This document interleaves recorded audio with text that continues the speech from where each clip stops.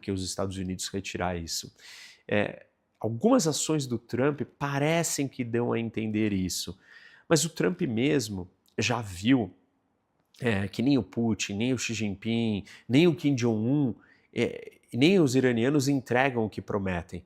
E aí essa ideia de que um acordo entre esses três daria certo pressupõe que eles são confiáveis.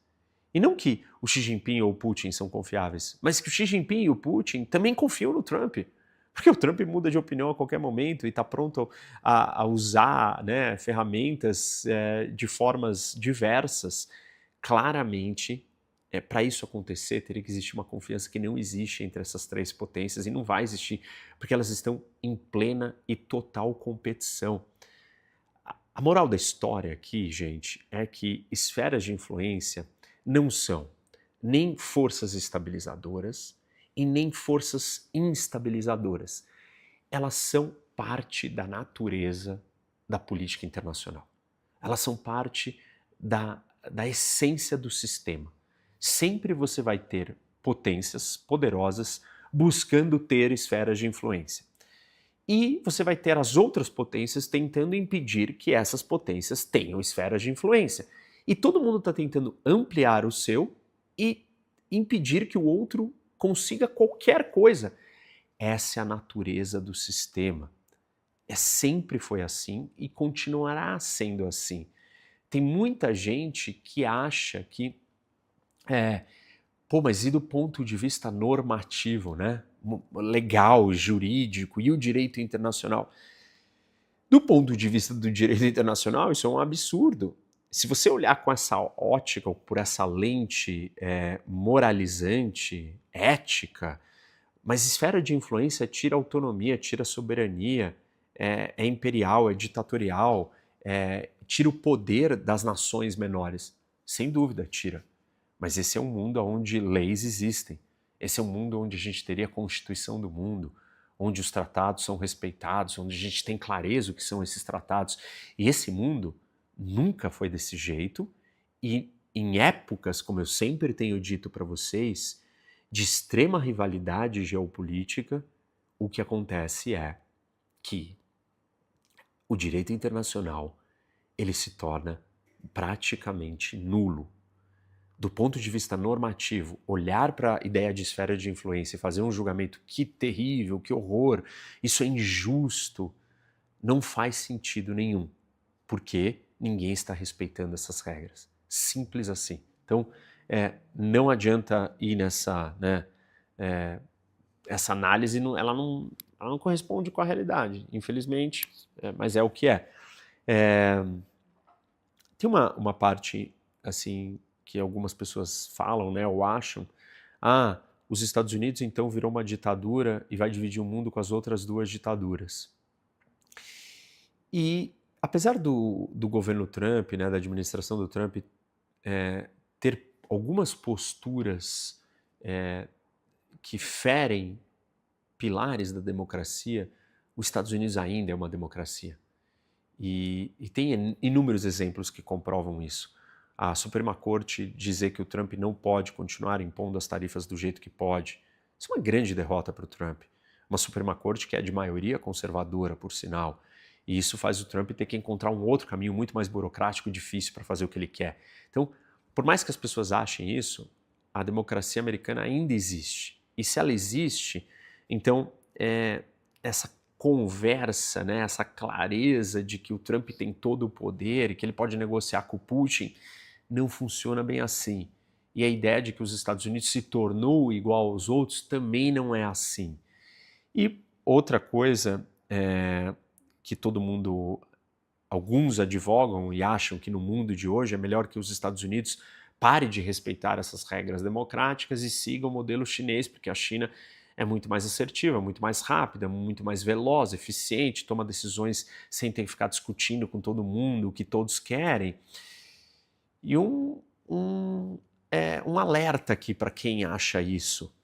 Simplesmente, a história mostra que as democracias são capazes de produzir mais riqueza, mais eficiência, mais inovação, mais força, e ganharem mais guerras. Então, cuidado com a ideia de que, não, se junta, se fecha no seu quintal, deixa a China ali fazerem o que querem, e vira também, os Estados Unidos deveria virar uma ditadura.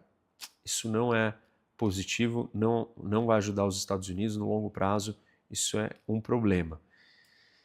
Então, gente, essa noção aí de que o mundo está dividido em 3 esferas e que os Estados Unidos vai aceitar isso para não brigar com a Rússia, não corresponde à realidade. A briga da Rússia com a Ucrânia não acabou com os Estados Unidos. Não aconteceu nada. Nem mesmo essa guerra no Oriente Médio, que está abrindo uma lacuna, um problema, que é o fechamento do Estreito de Hormuz, não é um problema só para os Estados Unidos. É um problema para a China também, é um problema para os europeus, é um problema para o mundo inteiro. Então, os Estados Unidos, ele sofre com a questão do preço, mas nem com o abastecimento ele sofre porque ele é autossuficiente. Então, cuidado com essas conclusões muito fatalistas de que é melhor para os Estados Unidos não brigar com ninguém. Os Estados Unidos está tentando conter todos e se ele abandonar isso, aí sim ele vai estar num lugar difícil e arriscado. Por quê? A própria geopolítica ensina isso. O Mahan tem a tese, o Mahan, um grande pensador da geopolítica, que você controla os oceanos, você domina o mundo e vai ser a maior potência. Só que o Mackinder já explicou, se uma nação dominar a Eurásia inteira, ela vai ser capaz de construir uma grande marinha e desafiar a potência marítima de fora, no caso os Estados Unidos. Para os Estados Unidos se manter na posição que ele tem de extrema vantagem por ser o único com uma grande esfera de influência consolidada, que é as Américas, não adianta ele só se fechar e se trancar dentro das Américas. Ele tem que impedir que os outros sejam capazes de ficarem tão ricos, tão poderosos, com o resto do planeta inteiro, porque as Américas é pequena demais comparado com o resto do planeta. E se essas outras forças dominarem o resto do planeta todo, o que sobra para os Estados Unidos é um espaço menor e ele vai ser proporcionalmente muito mais fraco e menor do que as outras 2 ou uma potência que vai surgir dali. E essa potência vai sim vir tirar o trono ou a posição que os Estados Unidos estão. E isso vai ser um problema porque ela vai construir essa potência naval e vai vir desafiar a posição protegida e segura que os Estados Unidos está. O melhor caminho para os americanos é continuar criando obstáculo para a criação de esferas de influência dos outros, da China e da Rússia. Não precisa ser direto, em confrontos diretos, mas indiretos e apoiando e criando alianças e obstáculos e dando armas e dinheiro e presença e força política e ameaçando e mostrando a sua presença. O Trump, de muitas maneiras, no começo as pessoas acharam que ele está fazendo isso e, na verdade, o que está se mostrando é que ele não está fazendo isso. Ao contrário, ele está projetando o poder americano para fora. Eu sei que ele escreveu na Estratégia de Segurança Nacional que o hemisfério ocidental é o lugar mais estratégico e importante para os Estados Unidos. Mas isso é muito mais retórico, como uma reafirmação do ponto de partida do poder americano, do ponto de partida e não do fim. E aí, desse ponto de partida, então, você parte para as outras conquistas, para os outros caminhos, para os outros lugares. Óbvio, gente, que isso significa que não tem por que os Estados Unidos entregar isso, e o Trump está mostrando o contrário. Ele está disposto a projetar poder fora da sua região. Projetou esse ano, no começo do ano, na Venezuela? Sim, capturou Maduro. Mas foi lá, resolveu o Hamas, atacou o Irã no ano passado e agora foi para uma guerra com o Irã. Não me parece que os Estados Unidos só vai ficar focando no continente das Américas e porque ele quer recuar e entrar na trincheira e ficar aqui. Pelo menos esse não é o sinal que o Trump está dando para o mundo. E esse é um sinal que talvez traga mais estabilidade do que instabilidade. Parte da instabilidade que nós estamos assistindo, e se nós estamos falando em esferas de influência, é porque nós estamos passando por um momento de questionamento, de transição, de reorganização da ordem internacional. E essa reorganização vem porque China e Rússia estão mais ousadas em realmente tentarem começar a criar a sua esfera de influência. E a pergunta é, os Estados Unidos vai deixar e vai entregar direto para eles? Ou não, vai tentar lutar? E óbvio, na maioria da história, os países tentaram lutar. Em momentos específicos, como eu falei na Guerra Fria, né, no final da Segunda Guerra, o Reino Unido e os Estados Unidos acabaram permitindo em alta que a União Soviética tivesse uma esfera de influência. Mas esse é um momento como um produto de uma guerra e não uma entrega. A gente pode olhar para outros exemplos na história, como os ingleses e os russos com a Alemanha, do Hitler. Saciar a ansiedade dele por terra nos Sudetos e depois na Polônia. E não deu certo. Deixar ele ter aquelas esferas de influência, ele não parou ali. E nenhum país vai parar.